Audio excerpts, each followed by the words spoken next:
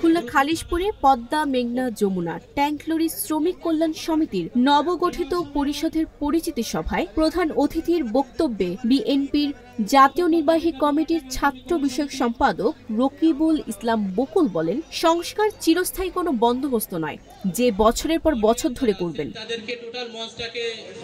সংস্কার একটি চলমান প্রক্রিয়া, এখন যতটুকু করা যায় হবে, আবার নির্বাচিত সরকার এলে তারা করবেন। গতকাল এ অনুষ্ঠানে প্রধান বক্তা ছিলেন বাংলাদেশ সড়ক পরিবহন শ্রমিক ফেডারেশনের সভাপতি আব্দুর রহিম বক্সদুদু, মহানগর বিএনপির সভাপতি অ্যাডভোকেট শফিকুল আলম মনা, বিএনপির কেন্দ্রীয় শ্রম বিষয়ক সম্পাদক হুমায়ুন কবির খান, মহানগর বিএনপির সাধারণ সম্পাদক শফিকুল আলম তুহিন সহ আরো অনেকে। খুলনা সংবাদদাতা মিজানুল ইসলামের তথ্য ও ভিডিও চিত্রে ডেস্ক রিপোর্ট।